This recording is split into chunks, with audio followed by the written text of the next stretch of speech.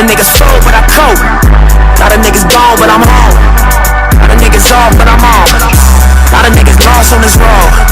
Couple niggas gave up they goal. Gang of niggas traded they soul. But me, I'm standing on 10 toes. Looking out my Benz window.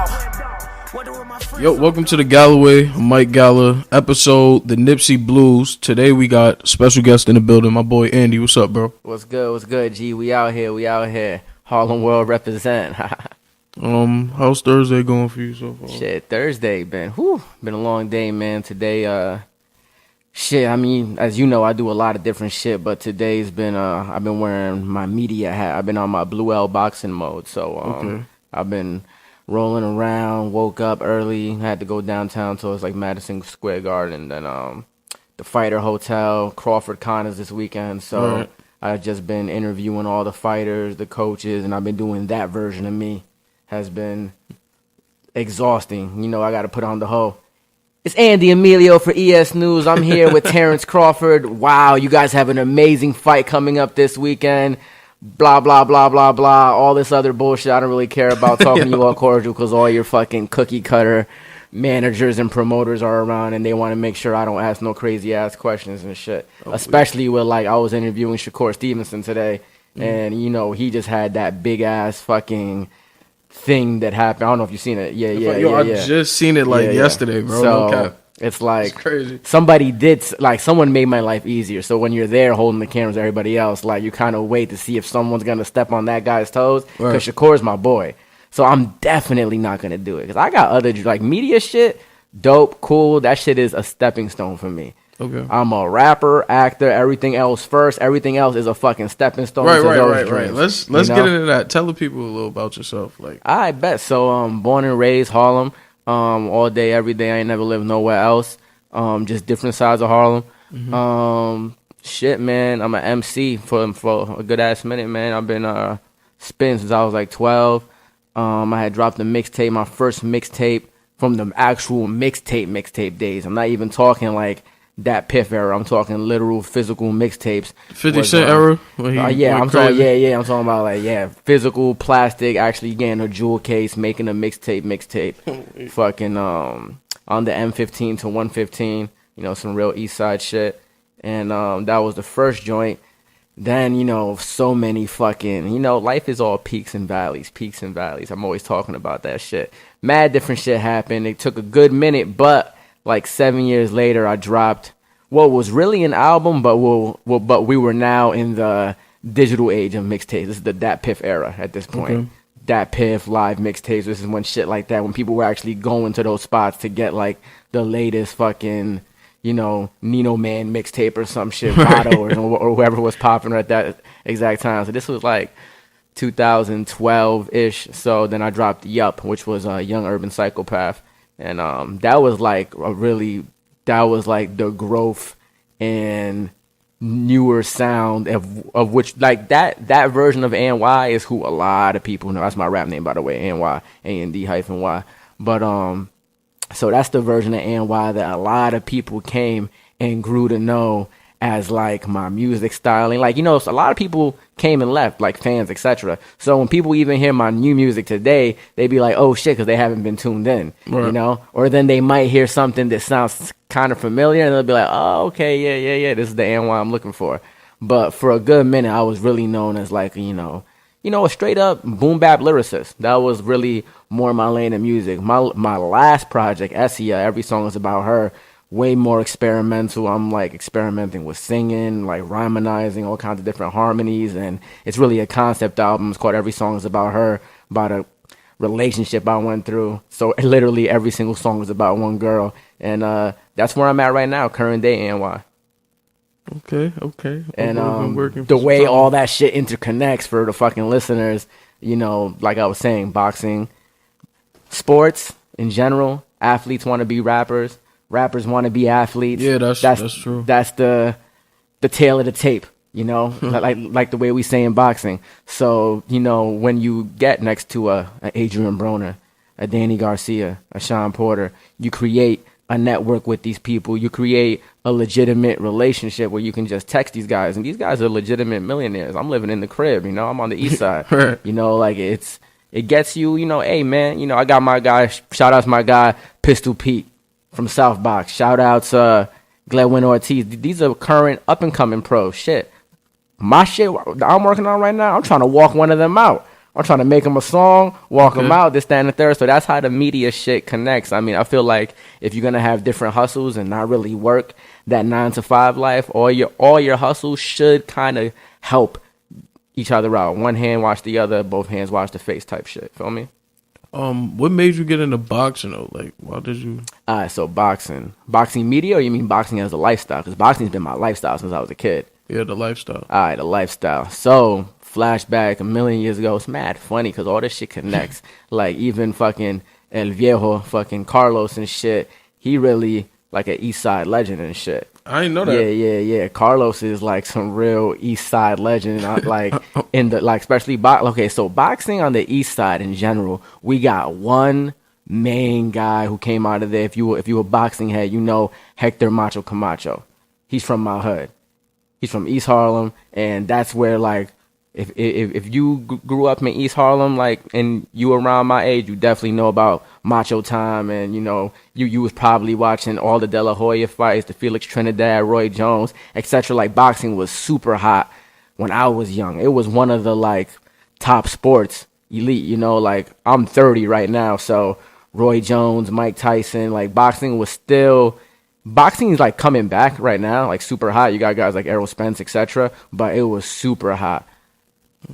Short story longer, my pops is a martial artist in every way. My dad did kung fu for like 15 years, boxing, competed, all that kind of shit. Like every martial art there is, like fucking Aikido, jiu-jitsu, all kinds of wrestling, like he did that. So my whole lifestyle since I was a kid was training in several martial arts. I was doing, oh yeah, go ahead, grab that. It's my man Big Tim. Shout out to Big Tim, the real OG to God. Y'all hear the ringtone? That's Metal Gear. Yo, Tim, what's good? All right, cool. My boy, he gonna go downstairs and get you right now. Matter of fact, I'm gonna go with him and we gonna scoop you. All right. All right, cool. We gonna go down and get you right now. All right. All right, we taking a little break. Be right back. All right, we back. We got Yes, Tim in sir. the building with us. Yes, OG to God is in here. OG to God, it's my man, 100 grand right there. Big Tim. What's up? Holding us down on the live stream. So where were we? We were talking about mad different shit, boxing, Oh, media. you was interviewing Shakur. Yeah, so I was interviewing Shakur. Recently Shakur had this whole thing. I'm not one of those guys who has, all right, for instance, so like I was saying, boxing media, that shit's not my end all be all, So a lot of reporters are on that classic journalism shit. I'm gonna ask the tough questions, Right. Hey, I'm not here to be best friends with like the athletes. Nah, I'm here to be best friends with all of them. Like I'm here to be best friends with all the athletes. Bring them out, be at the club with them, chill, this, that, and the third. If y'all want to get that side of the story, that's where y'all come to my channel, catch my interviews. If y'all want to get that side of the story, I'm not here to ask them the tough questions, but if somebody else asks him the tough questions like somebody did today, shout out to my guy Taz. He's like, a true journalist, etc. He had asked Shakur, well, the way he phrased it was so smart too. He told Shakur what Christopher had said.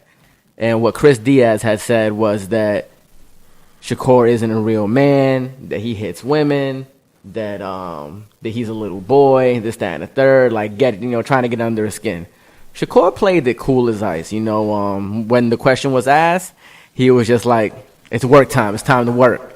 He ain't getting into no details. He kept that big smile he got on his face because Shakur, Shakur got that big smile and he got Light up the whole room. that silent assassin. But he a killer. He is a killer, and he rolled with some real goons too. Matter of fact, one of Shakur's peoples who actually goes to our gym, South Box, is Jay Hazel. Jay Hazel's an up and coming fighter, and he's a part of Marco's team, and he's Shakur Stevenson's cousin. And it's crazy because I'd actually met him as a part of like Shakur's squad back in like last year type shit. As like I thought he was just one of his little side goons and shit, but he actually ended up being like a notable fighter. He's like a really good fighter too. But that's how all them shits connect. Rapping. How did you get into rapping? Because I seen you post. You had a little. I think that was a magazine. Yeah. Okay, so it was a book. The book was called 100 Young Americans.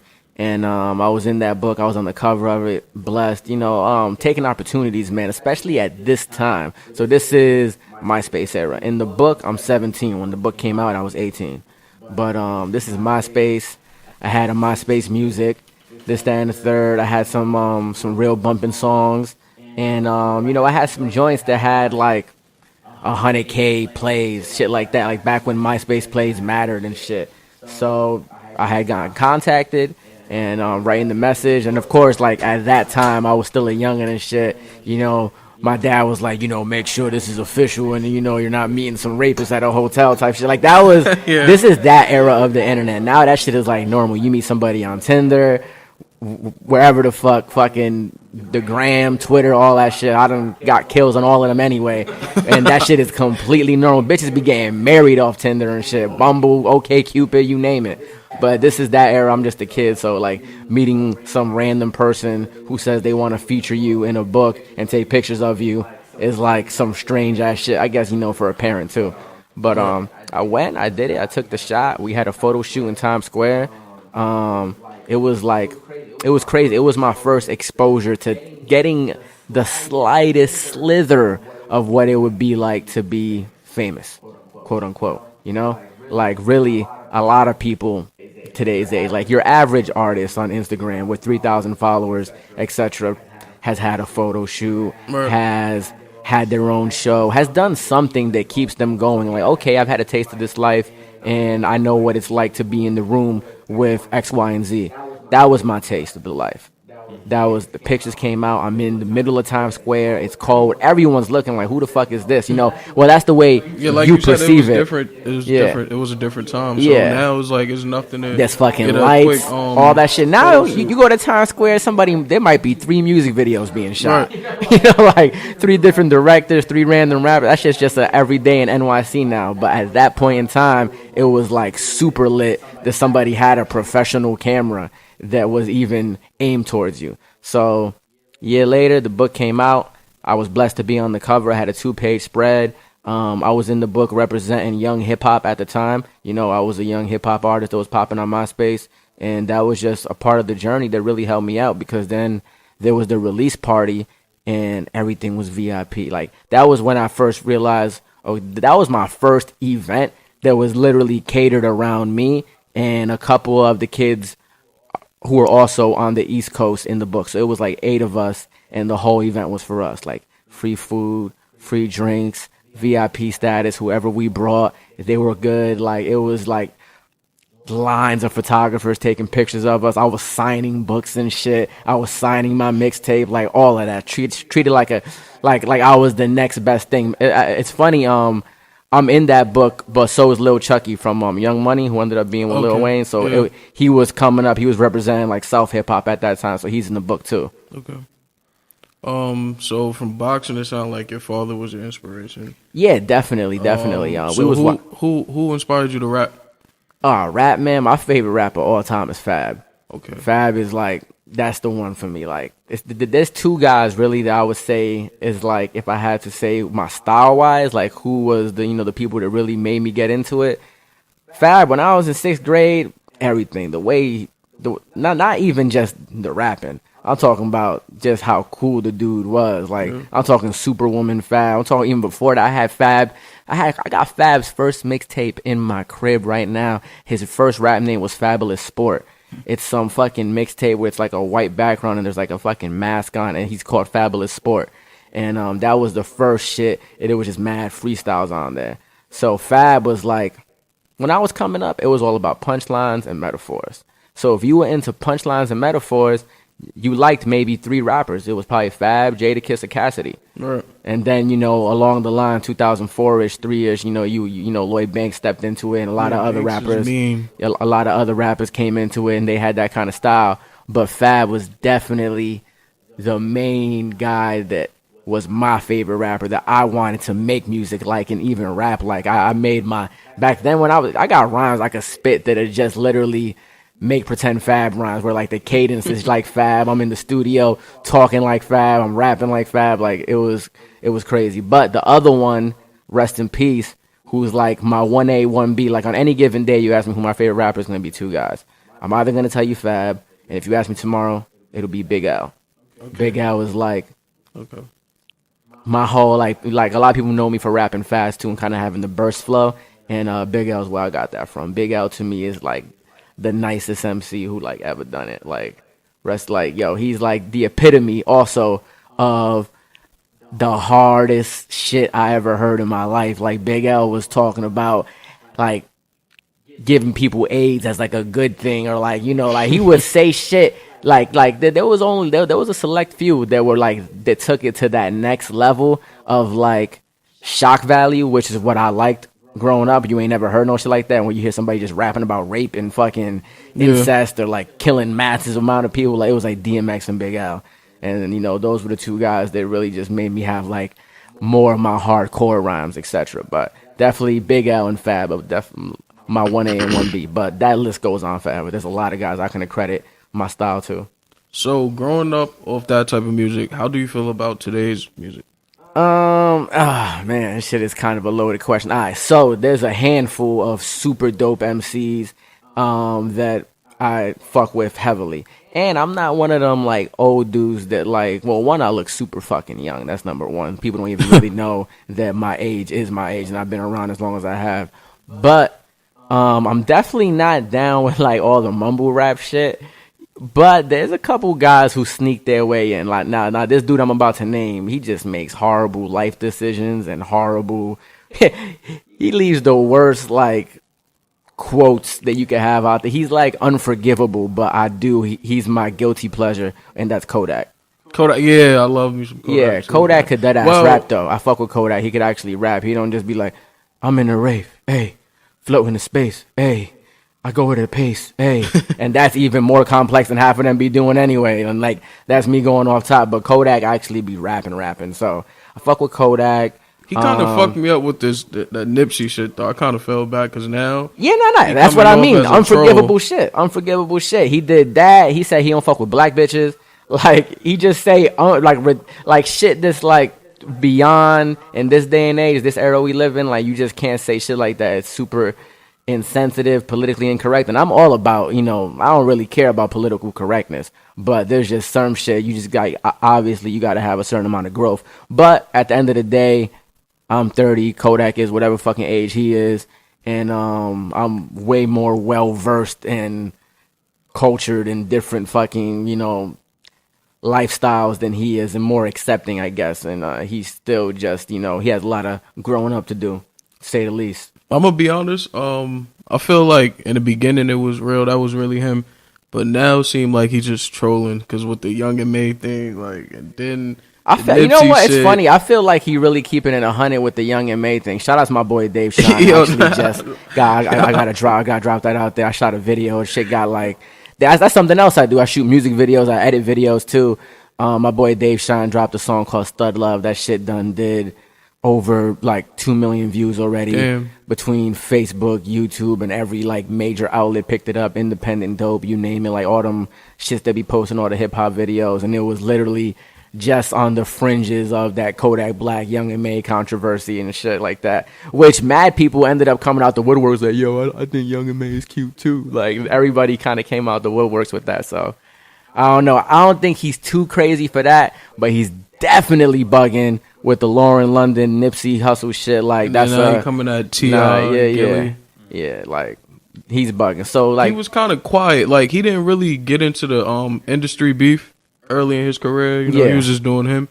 But after his little, because it wasn't fun when 6ix9ine was trolling him. You feel me? He was talking about how he was going lay on him for 8 months and catch him, you know, later down the line. Yeah, now, you see, like 6ix9ine, that's one of them dudes I was never really, I was never on some 6ix9ine shit. Keep it on. No, I ain't like his, like just being real. Like his music was horrible, but I love the personality he had. You know, it was kind of fun. I found him funny. I found him funny. I'm like, who is trolling next? You feel me? That was kind of cool. But then, like, he did what he did, so that shit doesn't matter anymore. Yeah, he did what he did, so it's a super dub for him. Snitch 9 is not a fact. You feel me? That shit ain't cool. That shit ain't wavy. I was just watching how he did that little shit. How he kept his cool when 6ix9ine was talking, but now he's being a new 6ix9ine kind of. Feel me?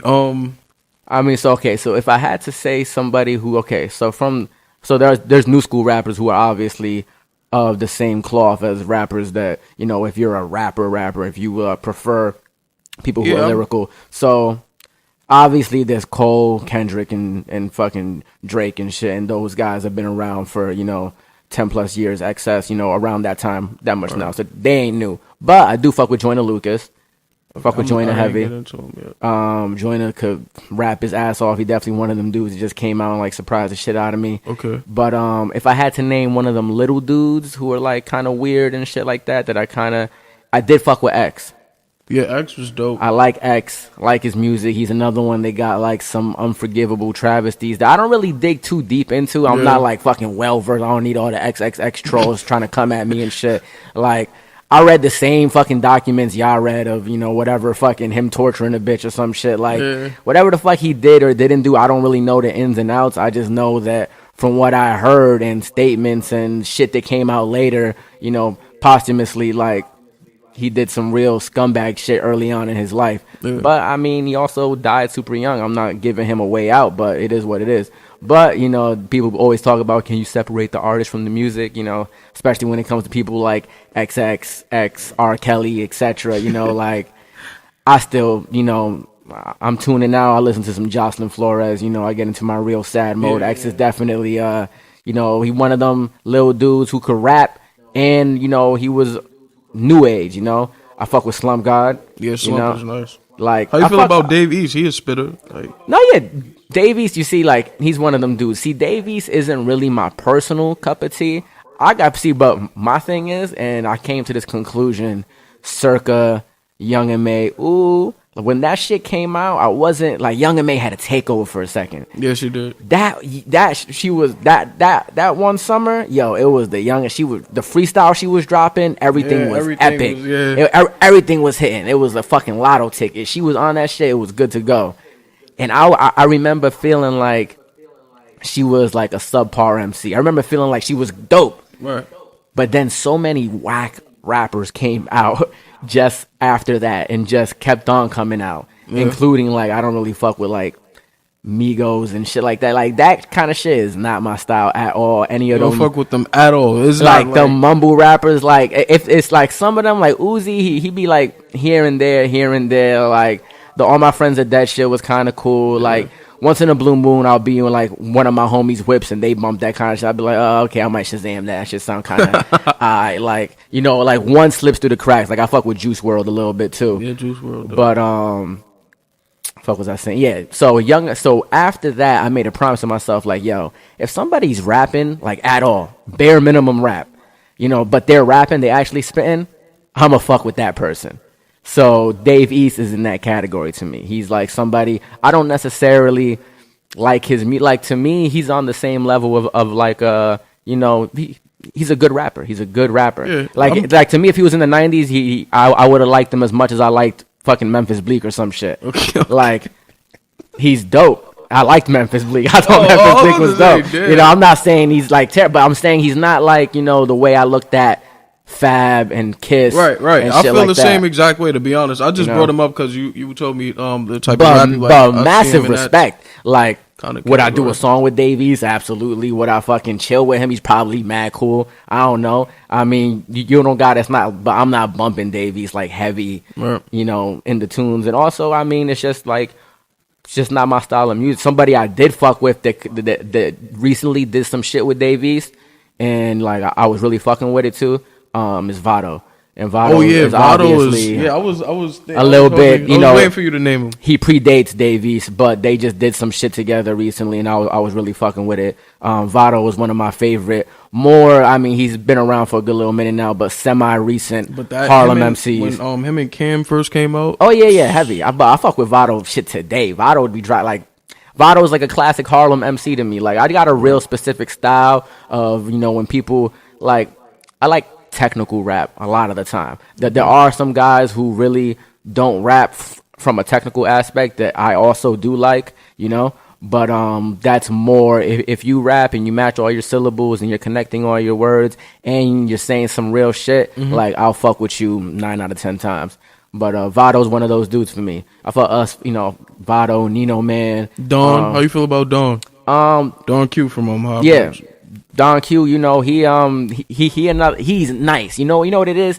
It's crazy. He's nice, like he's cypher nice, and that's to me the nicest that you can be. Yeah. Like to me, the best rappers on the face of the earth are battle rappers. Right. As far as just who's nice, those are the best rappers on earth. So to me, if you don't even have a battle rap background, because to me, every official MC battle rapped at some point. Yeah, you started battling. You had to battle. There's no way you could be in hip hop not in my city at least, not growing up in the era I grew up and not have no battles. You're right. You was battling somewhere in the parks after school, whatever it was, like somebody's crib. If you rapped and the dude down the block rapped, nah, someone had to go. That shit was Game of Thrones out here. Like the way I remember, that shit was Game of Thrones. You know, like someone's had to go. So you know that's how it was, especially in the early 2000s, etc. But then obviously you making music, shit might go to wax, whatever the case may be. Long story short, battle rappers are the best rappers, and then anybody who could jump in a cipher and really stand out. Because in a cipher, it's just you and the beat. It's all about the bars. Sometimes they ain't no beat. Sometimes it's a cappella. Don Q's one of those rappers. Yeah. Now, musically, I feel like he kind of stays in the same lane. Yeah. And he just, like, has the same kind of flow and rhythm. Right. So, but I do like his shit, though. Like I said, I made, like, you know, a promise to myself I was going to fuck with any decent, semi-good rappers. If you rapping, I'm gonna fuck with you. And I think he got the best of Tory Lanez, so I'll leave it at that. Who's your favorite battle rappers? Top 5. Okay. So all time, I had to go with Hollow the Don. Okay, that's my guy. Yeah, definitely. I think he. How you feel about that Math battle though?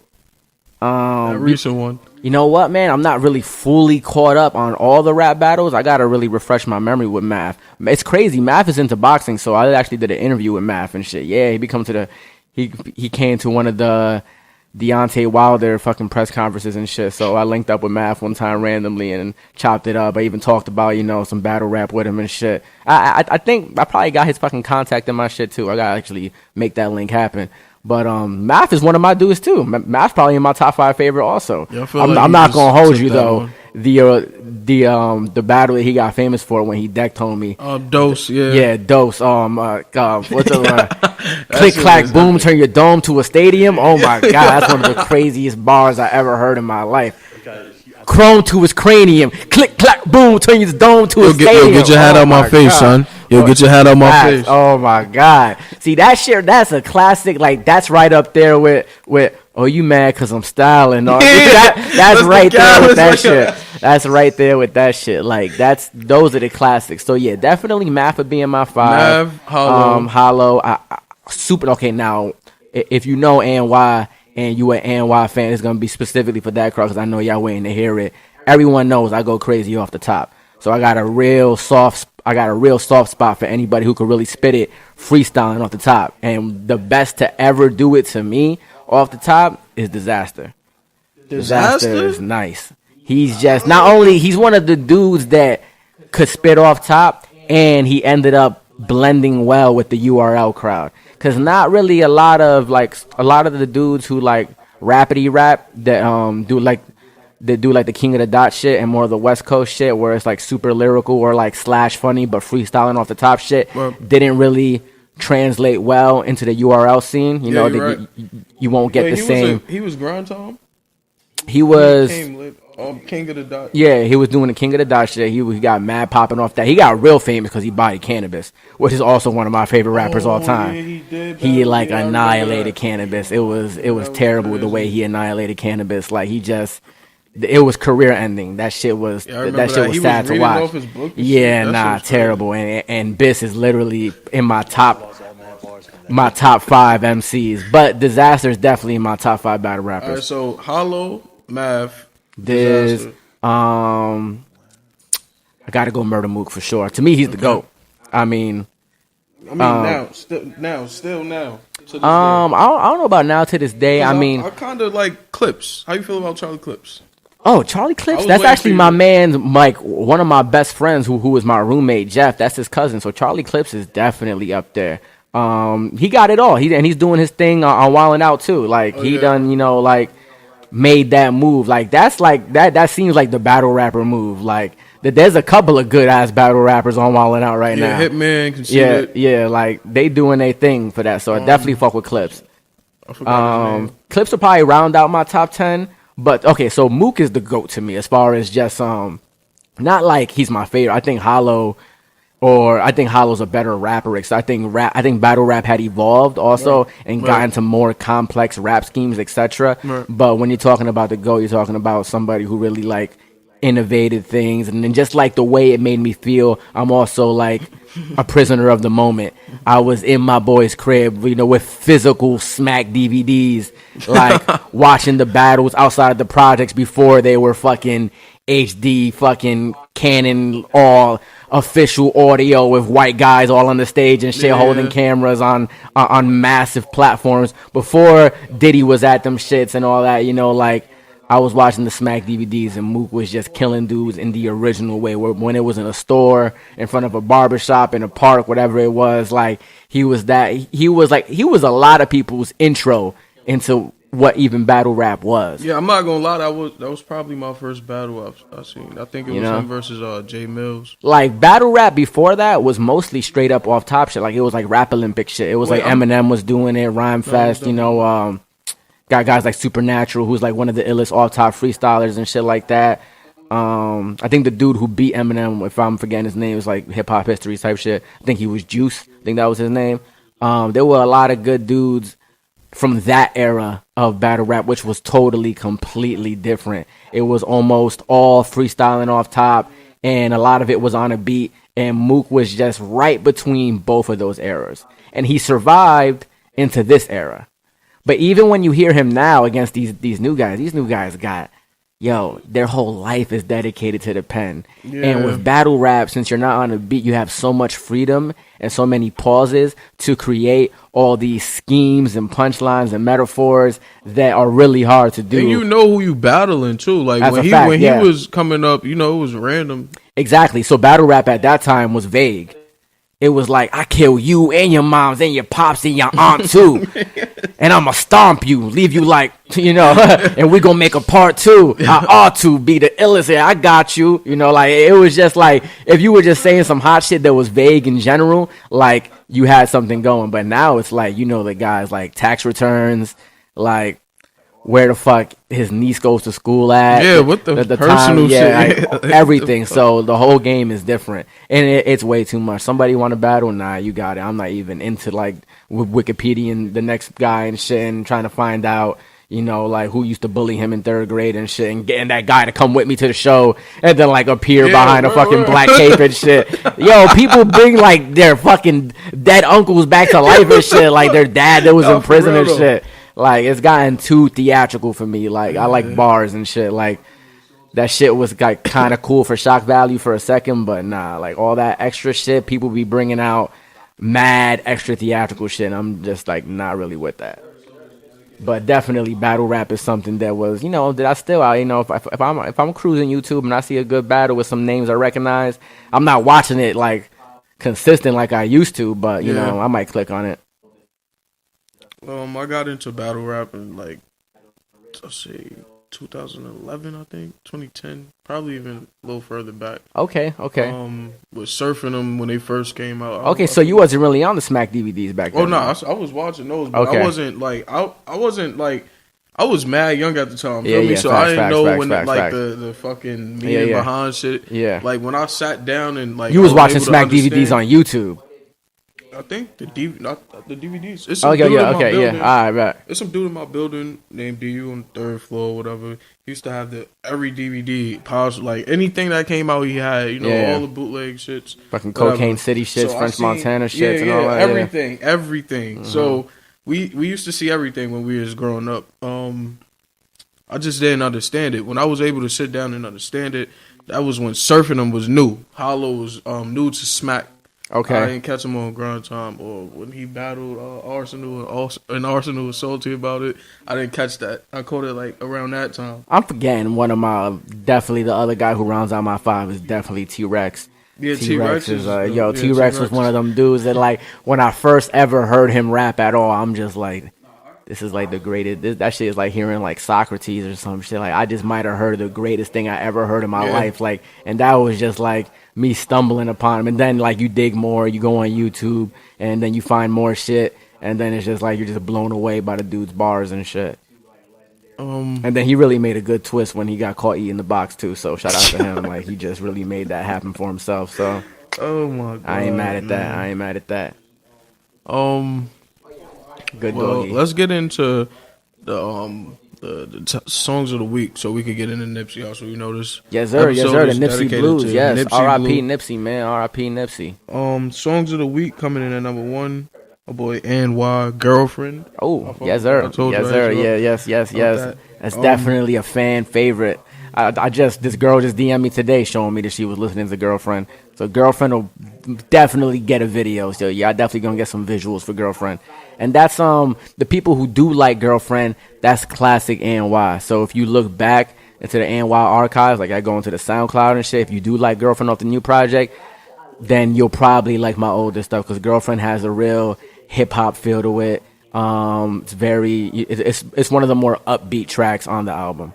But yeah, definitely, let's keep on going with them songs of the week. So the rest is just dedicated to Nipsey. Yeah. All his songs, because everybody, I was kind of shocked when I seen everybody post them. I didn't know everybody was into his music, or if they are or not. You know, because he did a lot of definitely do that. Community definitely do that. I mean, and that's a whole conversation. But Def will definitely raise your stock a millionfold, especially in today's era. Like, I was on the treadmill running literally last night, and I was pondering to myself, damn, I wonder, and it's not even something you could bring up without being insensitive, but to myself, I was thinking, I wonder, like, what if Game had died?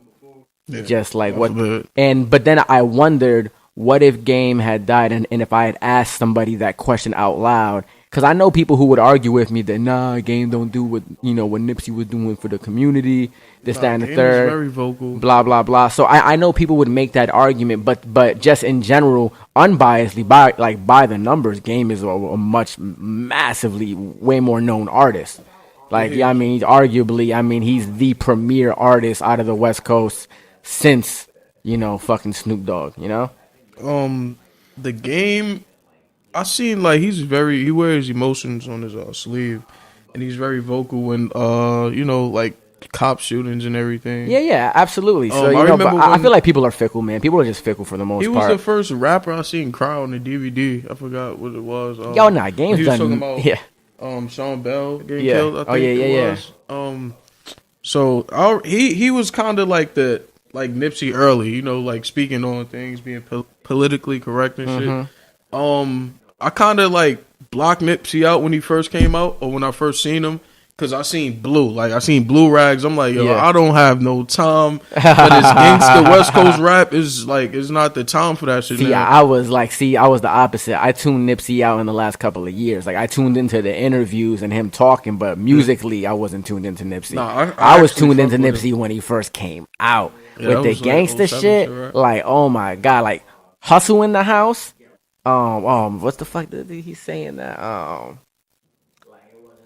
Turn my rivals into rosaries. That's one of when I heard that bar, I was like, nah, that's some gangsta ass shit. And he was just looking. He was looking like, this dude is dead ass the next Snoop Dogg. That's what everybody. That's what was on everybody's mind when they saw Hussle in the House. And it's crazy just to think about it. Flashing back in my mind right now, I had gotten on to Nipsey and Mac Miller circa the same time. Like, I had really gotten onto them at the same time, and like both of those dudes like ended up being two like legendary MCs who just aren't with us anymore. So it's kind of crazy. I caught on to Nipsey late, so I don't know. I just liked what he was talking about with his with the new shit. I was just I definitely slept on the new shit, but like most people did, passed away. I had to go listen to the new shit, and really slapped myself in the face because he had some heat, some fire. And I had heard, like, people were telling me, like, yo, you heard that Nipsey? And I ain't really hear it yet. boom, boom, boom, sleep. It wasn't on my to-do list, really. Plus, I just wasn't really, I didn't really have a taste for West Coast hip-hop in a good minute, you know? Outside of Kendrick, Schoolboy, and, like, J-Rock and shit, I didn't really have a taste for, like, any West Coast sounding shit. And just Nipsey, I respected his hustle, though. Like, when the last shit I listened Pun to... intended. Facts. Was the shit that the album he came out with, that he sold it for $100, and then Jay-Z bought a whole bunch of them. Mixtapes.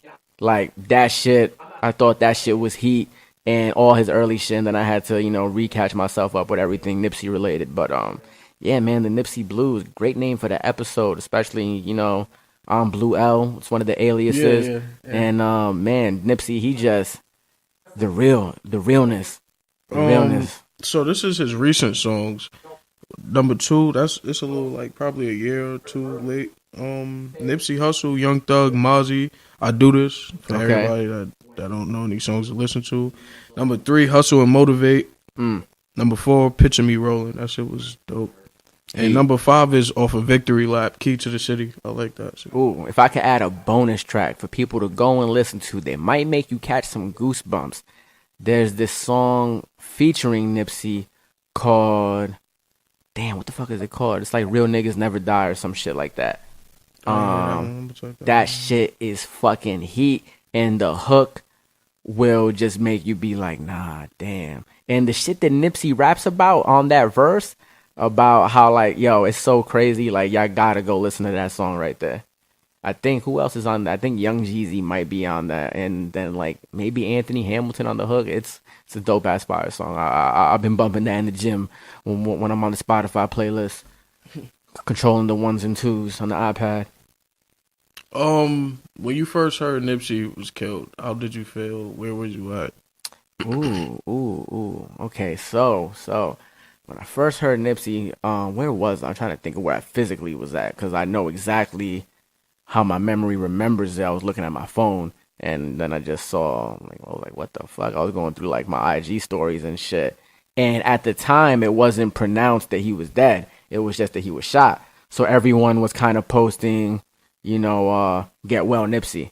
Like, it wasn't on no RIP shit yet. It was just like mad get wells. Where was I? I think I was in the crib. Yeah. I don't think I was at work. I was in the crib, and I think I had probably just gotten home. I was probably out and about doing some errands or some shit, and I got in the crib. Then I hit my boy Rich up, who lives with me, who's like my best friend, my brother, and I was talking with him about it, I think. And then, like, later on, it, like, the news came that he actually had passed away. And then it was like, holy shit, this shit is real. And then in my heart of hearts, it was just like, damn, that's whack. Like on some real shit. And I had vocalized, like, the first thing I thought, and I'm human, I'm flawed as fuck. I'm the first person to admit this shit. But the first thing I thought was like really, and this is like just raw and uncut. The first thing I thought was, damn, why couldn't a whack rapper have died?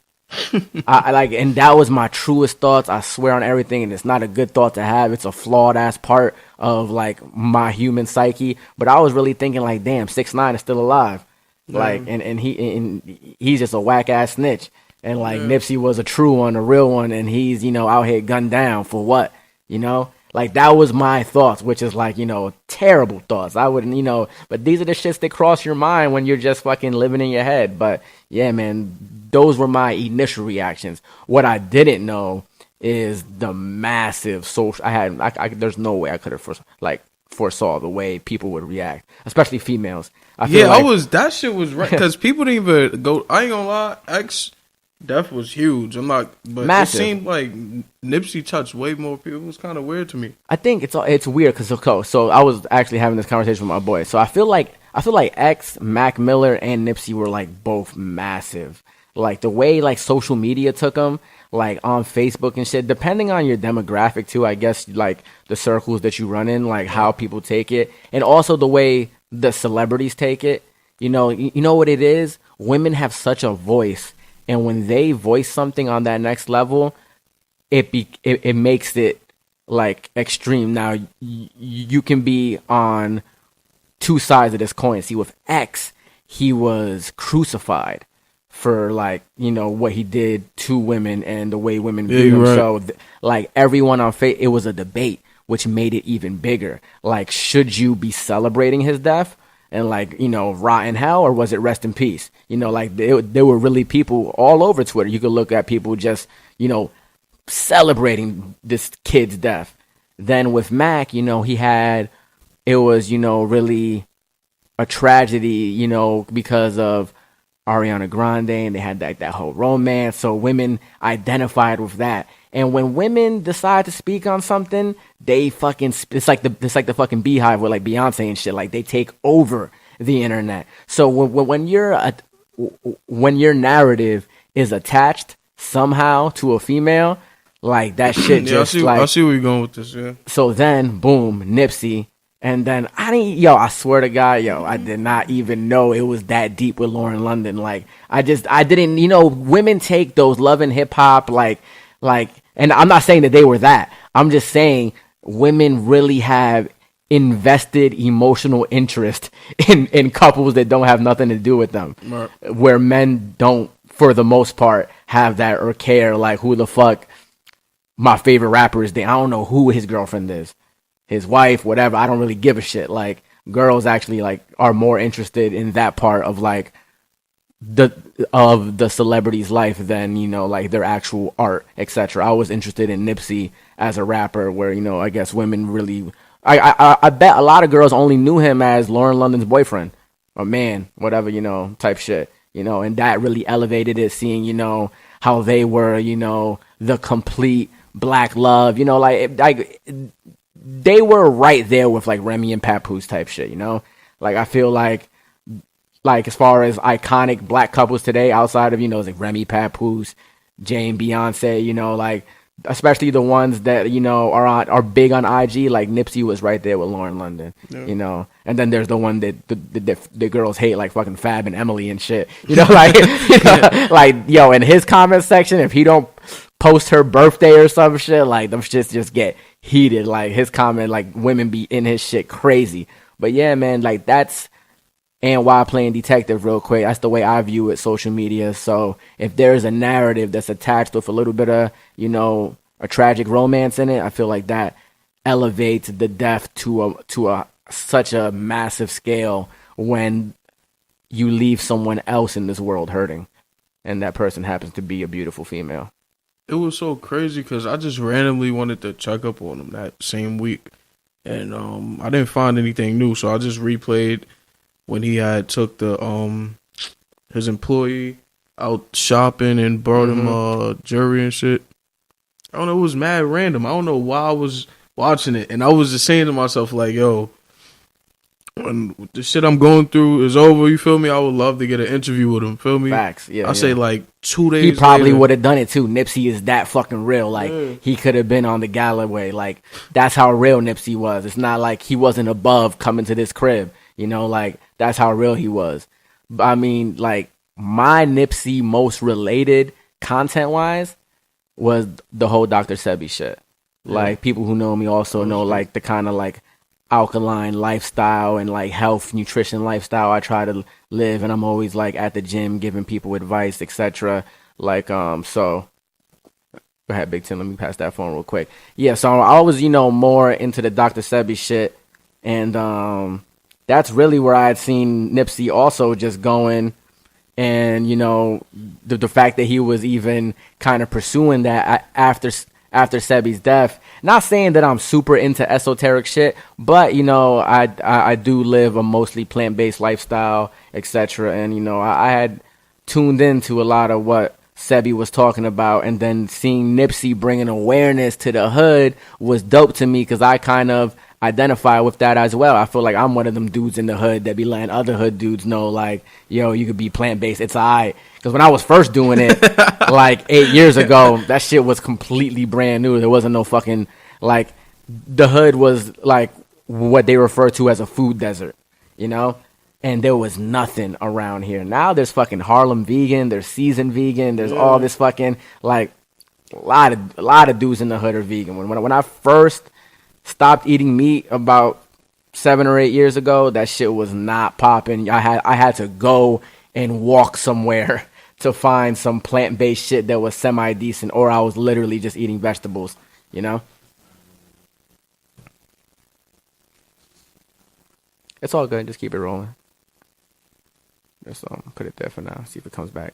But yeah, man, plant-based lifestyle and all that shit too. So that was my last checking in on Nipsey and kind of hearing, you know, his whereabouts and shit. That's a beard Nipsey, I call it.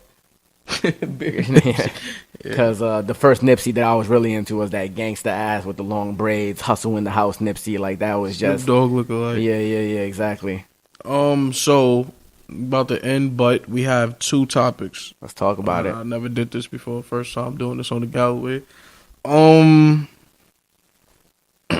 What is true love, and does it exist? True love. Like, what's your meaning?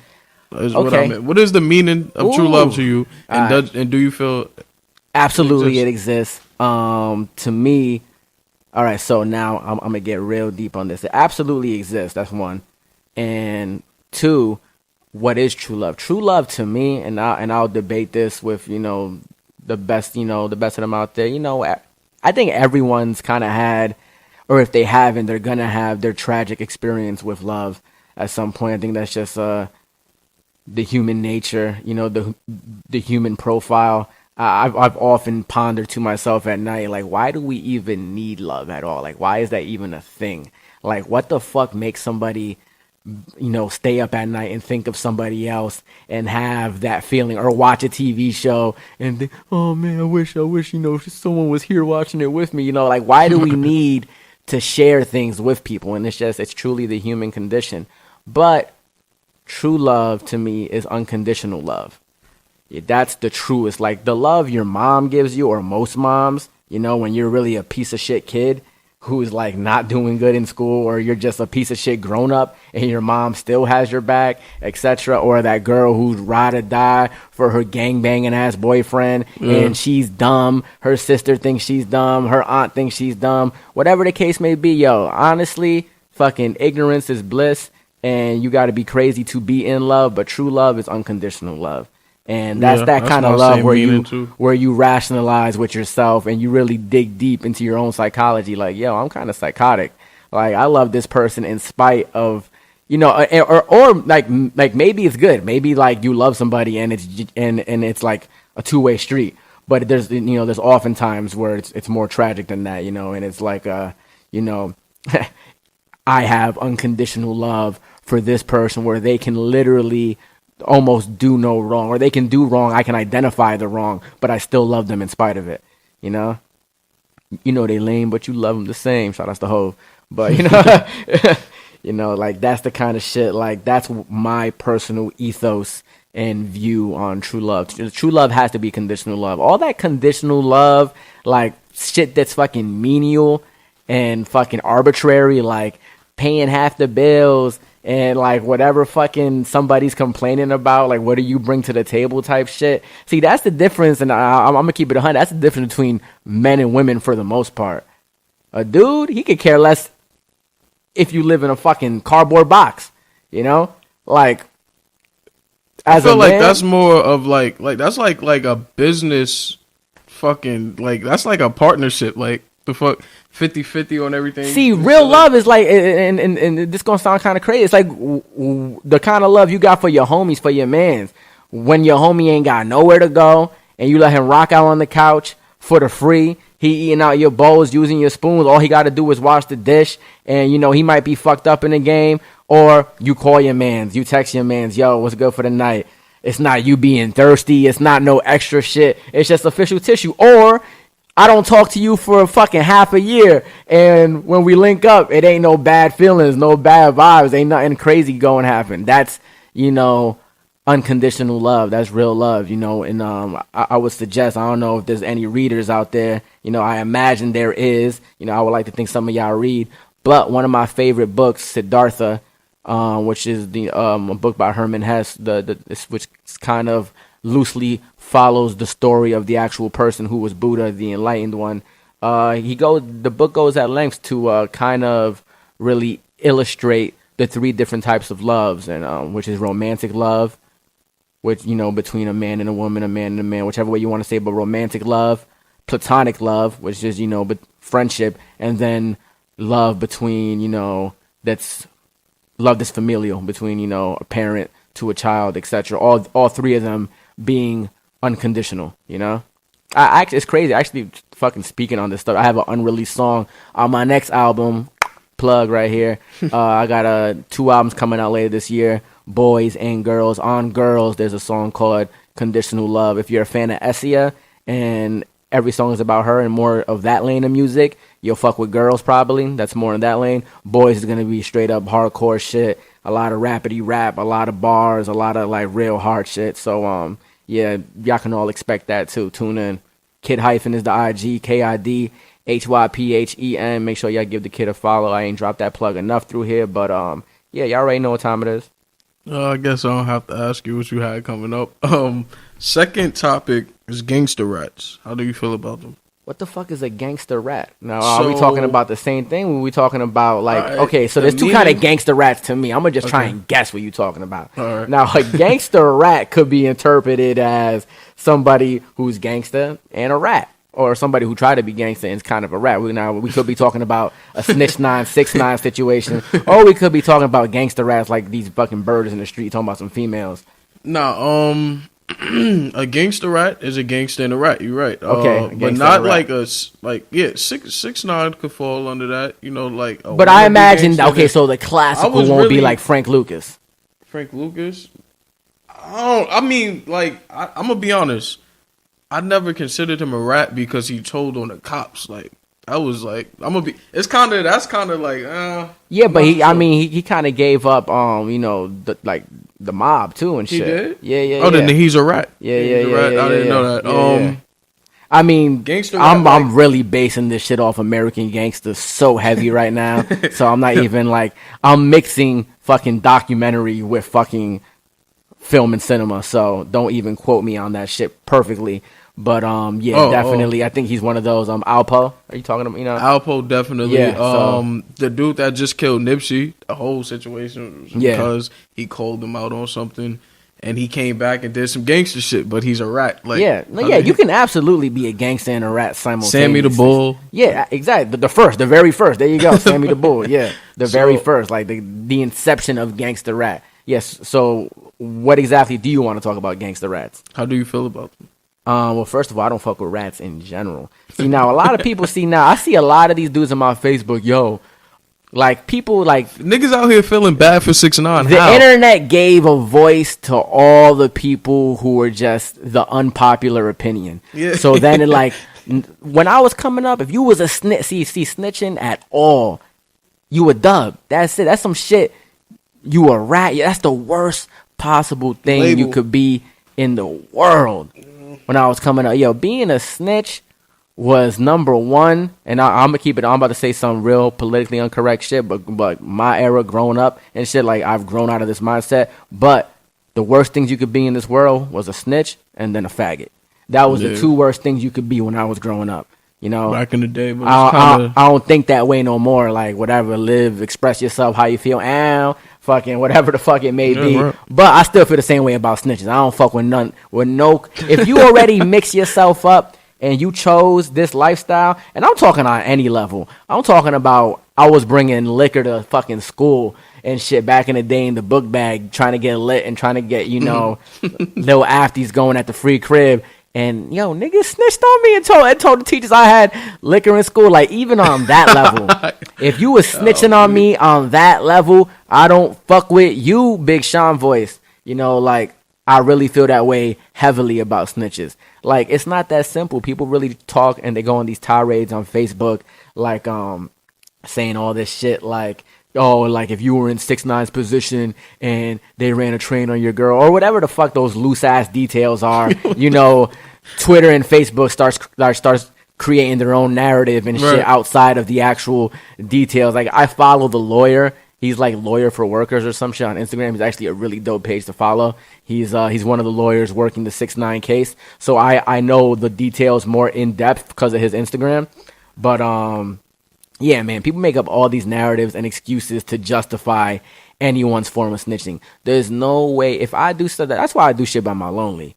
That's why I really keep it 100. That's why I ain't got no tattoos, no nothing. I don't want nothing identifiable about me. And if I gotta do some shit 9 out of 10 times and it's gonna be some dirt, I'm doing that shit by my lonely, you know? But if I do, then it's on some, I already know what I'm getting into. See, and it's really a mindset. And this shit couldn't go into anything, whether you want to talk about rap, boxing, some real gangster shit, some trap shit. It's really the mindset and who you are as a person. You was who you was when you got here. You either a real one or you ain't. You either got the heart of a champion or you don't.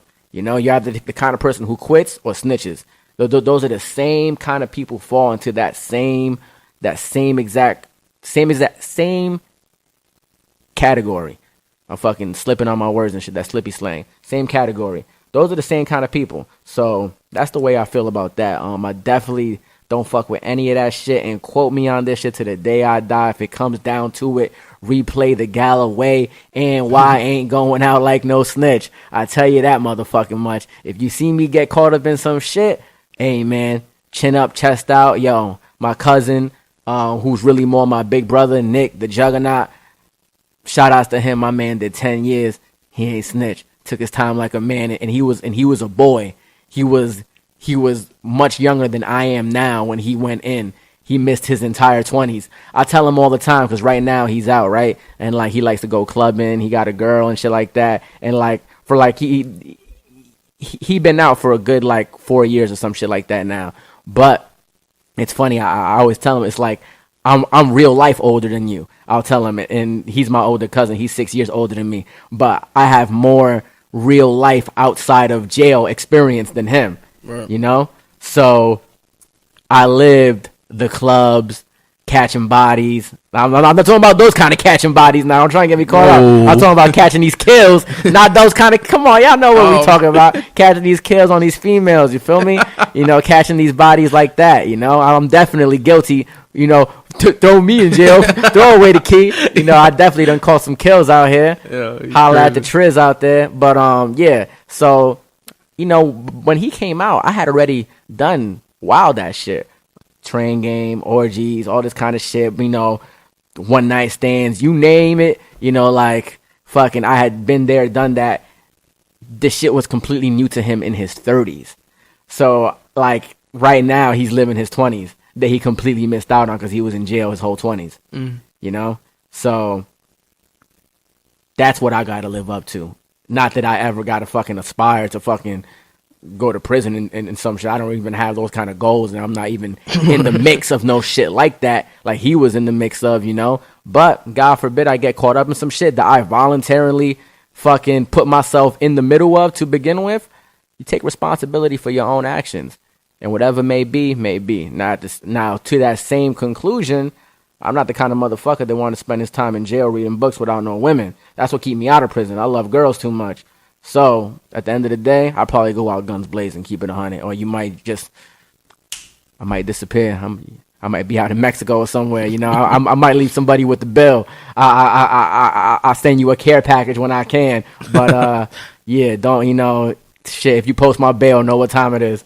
Nah, but if you really post my bail and it's on some shit and you putting up the crib, I'm going to hold it down. Like, that's a certain kind of person, too.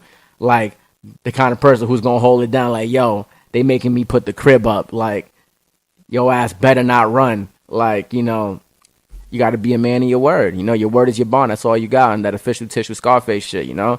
Your word and your balls is all you got. Yeah, you know, I'm not into that type of stuff, but I remember when my pops was in the middle of his 14-year bid. I think he only did like 11 or 12. He was in the feds or whatever, right? You gotta do 80% of your time, 85%, right? 85. Yeah. I think so. I was on the phone. I can still remember this conversation, man. He was like, "Yo, I don't care if you don't got nothing to do with nothing. You better not say." You feel me? You could clear your name just off of you being innocent. Just prove that you're innocent. You don't have to throw anybody under the bus by proving you innocent. So with all that sucker shit that 6ix9ine did, you feel me? Everybody feeling bad. He signed up for that, and it is what it is. If he was innocent, which he was, because they was trying to say he was in the gang, we all know he wasn't. He could have just cleared his name. He ain't have to throw anybody under the bus, act like he's seen certain things, because half of the shit he agreeing to testify. I'm pretty sure he was. They had the indictment. I mean, they was building the case since 2013. He done snitched so much that anytime somebody gets caught for something now, there's niggas a new think 6ix9ine did it. Yeah, exactly. Like, yo, I gave you this, I gave you that. He got Cuda grabbed up for some shit. That wasn't even a part of the original indictment. That was the TMZ shit. Like, the Chief Keef shooting, they like, yo, we need to know about this. They just added Cuda to the indictment. Like, this nigga is crazy, man. Speaking of which, shout out to real ones. Shout out to my guy, Bobby Schmurda. You know, if you want to flip that coin of recent dudes and what to be and what not to be, one side of that coin, there's a difference between Bobby Schmurdas and 6ix9ines, and that's it right there. That's what you want to be, and not the other way around. Feel me? As far as, ethics goes, hood ethics, people might frown upon it the way they see it. You just don't come from the same place we come from, but it is what it is. You got to be built that certain way if you're going to get into that lifestyle,